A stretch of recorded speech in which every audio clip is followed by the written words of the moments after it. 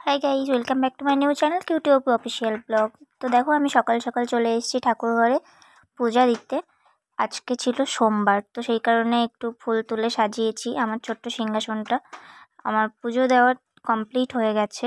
সোমবার তো তাড়াতাড়ি পূজা দিলাম, কারণ আজকে এক জায়গায় যাব, আর এটা হচ্ছে শ্রাবণ মাসের লাস্ট সোমবার। তো দেখো আমি রেডি হয়ে গেছি, আমাকে কেমন লাগছে একটু বলো। আর এদিকে দেখো আমরা যে কজন যাব সে কজন সবাই টোটোতে উঠে গেছি। তো আজকে আমরা যাচ্ছি একটা জায়গায়, আর সেটা হলো আমাদের বাড়ি থেকে দূরে, বেশ কিছুটা দূরে।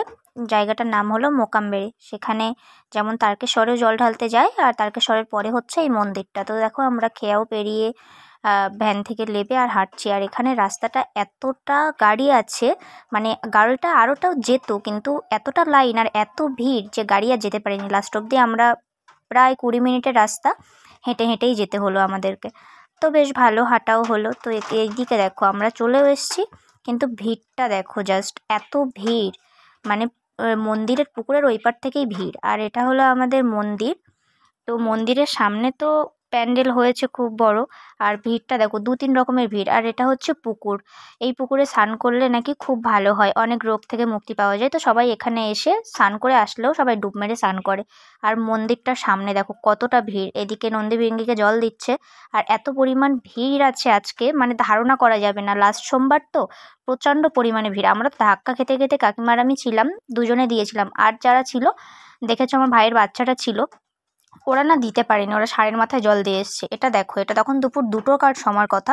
এখনও দেখো পুকুরের এই পার থেকে কতটা ভিড়। আর আমরা তখন পূজা দিয়ে দাঁড়িয়ে আছি কাকিমা আর আমি, আর আমার ভাই আর ভাইয়ের বউ দিতে পারেনি। তো আমরা ভাবলাম মন্দিরের সামনেই যে হল রুমটা আছে, এখানে দেখো খাওয়ার জন্য কিছু ব্যবস্থা আছে, অনেক দোকানপাট বসেছে, অনেক কিছু ছিল, ফুচকা ছিল, অনেক কিছু ছিল। তো আমরা তো নিরামিষ খাবো, তো সেই জন্যে এখানে কাকিমা আর আমি বসে পড়েছিলাম। প্রচণ্ড খিদেও পাচ্ছিল। তো দেখো আমরা পরোটা নিয়েছিলাম আর ঘুগনি নিয়েছিলাম। পরোটার সাথে ঘুগনি ছিল, তো সেটাই খাচ্ছিলাম, কারণ সারাদিন কিছু খাওয়া হয়নি। আর তখন প্রায় 3টে বেজে গেছিলো, তখনও আমার ভাইয়েরা পিসিরা কেউ দিতে পারেনি। তো আমরা খেয়ে দিয়ে একটু ভাবলাম ঘুরে নিই, তো তখন একটু মন্দিরের সামনে গেলাম দেখতে, বাট ভিড়ের জন্য যেতেই পারিনি সামনে। তোমরা নিজেরাই দেখতে পাচ্ছ কতটা ভিড়। আর এদিকে যেই পরোটাটা খেয়ে বেরিয়েছি, তখন দেখলাম যে সামনে খিচুড়ি দিচ্ছে। কাকিমার আমি তো অবাক, হাই 20 টাকা করে পরোটা কিনে খেয়ে তারপরে এদিকে দেখি এখানে তো ফ্রিতেই দিচ্ছে সব কিছু, সবাই বলছে এখানে তো দান দেয়ই এমনি। তো কাকিমা বলল চল, ঠাকুরের প্রসাদ সবাই খাচ্ছে যখন আমরাও একটু খাই। কিন্তু কাকিমা খেতে খেতে সাইডে দেখতে পাচ্ছ কি জানি না তোমরা, ঘরটা খুব অন্ধকার, একটা গোপাল সোনা ছিল পাশে, একটা দিদি তাকে খাওয়াচ্ছিল। তো কাকিমা সেটা দেখতেই ব্যস্ত ছিল। আমি কাকিমাকে বলছি কাকিমা খাও তুমিও। তো খেয়ে নিলাম। যা, এর মধ্যে আমার একটা পিকও চলে এলো, তো সেটাও একটু কষ্ট করে দেখে নিও। এদিকে দেখো পুজো দেওয়া তো কমপ্লিট, কিন্তু কি একটা কাণ্ড, সবাই দেখি ছুটছে নদীর রাস্তার দিকে। কি হলো, সবাই অনেকে বলছে কেউ চাপা পড়ে মারা গেছে, কিছু একটা হয়েছে। তো গিয়ে দেখলাম না, বোটটাতে সবাই কান্নাকাটি করছিল। ওই যে দূরে জঙ্গলটা দেখতে পাচ্ছ, ওখানে নাকি একজন গলায় দড়ি দিয়েছে সামথিং, ওই বোটে যিনি আছেন তারই রিলেটেড কেউ একজন হবে।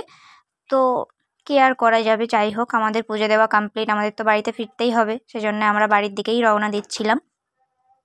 যেতে যেতে দেখলাম একটা সুন্দর নার্সারি আছে, সবাই বলল চলো কিছুটা ফুল কিনি, যেহেতু বর্ষাকাল, ফুলগুলো কেনার জন্য আমিও 2-3টে ফুল গাছ কিনেছিলাম। তো বন্ধুরা, আমার এই ভিডিওটা যদি তোমাদের ভালো লেগে থাকে, অবশ্যই একটা লাইক, কমেন্ট করে সাবস্ক্রাইব করে প্লিজ পাশে থেকো আমার।